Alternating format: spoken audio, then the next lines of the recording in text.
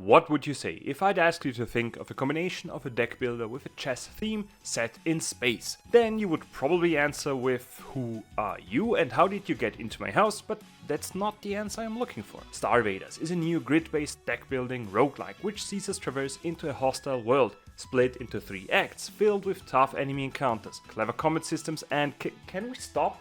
I don't want to do this, I want to keep playing the game. Okay, reluctantly I invite you to join me while we explore the game Space Invaders and check out its strengths and weaknesses. Summing up, Space Invaders cannot be done easily, since the gameplay routine might seem simple but is actually incredibly complex. We are a pilot guiding a mech on a grid-based battlefield, which we traverse with cards and try to stop opponents from getting into the last 3 rows of the grid to avoid taking damage in form of doom. This is done by blasting away their shields and hitting them directly with simple shots performed by our mechs. Sounds simple, however we are having the choice of 3 mech types, completely changing the gameplay routine as well as requiring us to use every ounce of brainpower we have, but more on the different game styles in a minute. Once we finish up 3 battles in each act, we drive by the shopkeeper to spend stars we obtain during battles, and after a short shopping spree, we encounter a boss, varying from large blobs to an actual chessboard with a king that is as nasty as any real-life king probably is, and I hope this joke doesn't impact my trip to Britain this summer. The at first simple-looking battlefield will transform and become far more diverse the more enemy types we encounter, but let's start off with the basic of the combat system. The first mech, called Gunner, uses an overheat system to utilize the cards. Each movement on the grid, each bomb dropped or each shot fired fills up the heat counter, and once it overcharges, the last used card is getting burned, making it unusable during the ongoing fight and ending the turn abruptly. This mechanic can be seen as a boon depending on which pilot we pick for the run, since every pilot has their own starting artifact, heavily impacting the current playstyle. The fiery Roxy, for example, powers up during the next turn after the first time our mech overheats. Noel, on the other hand, is ice cold, freezing the card on the right, keeping instead of discarding it, and reactivate burned cards. These unique artifacts of the pilots are just as important for the other mechs, with Stinger being a machine that shocks enemies and slices through them with melee attacks, while the Keeper is an entirely different form and entity.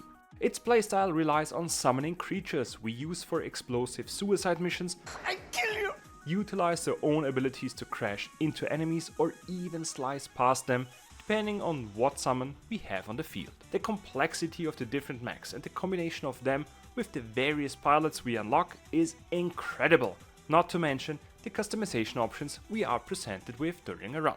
Every finished battle sees us obtain new artifacts, new cards and upgrades for our current deck, giving us in most cases a choice of 3 different options.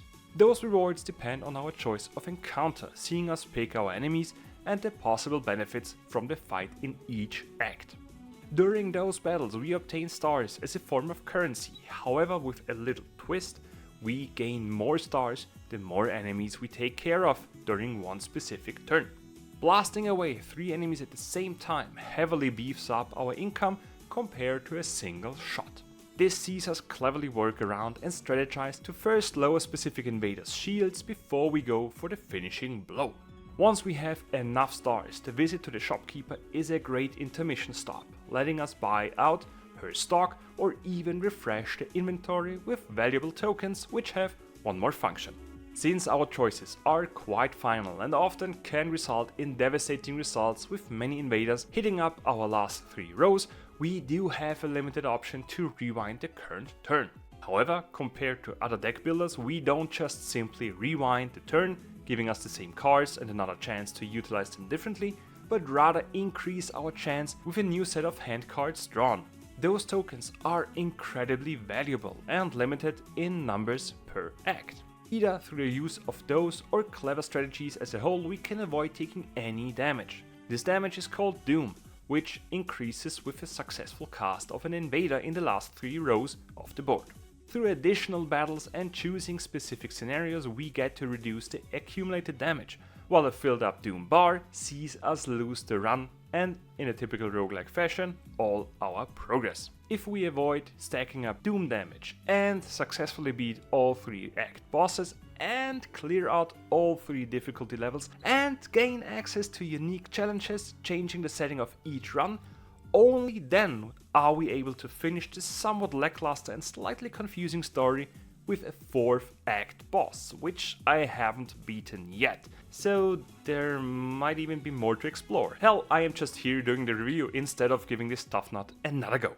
With downright brilliant combat systems, enough customization to fill each run with a unique twist, and a great soundtrack and setting, the only minor concern I would voice is the lackluster presentation of the story in blacked out dialogue scenes between characters we do not know, building up a mystique that falls flat, at least for me.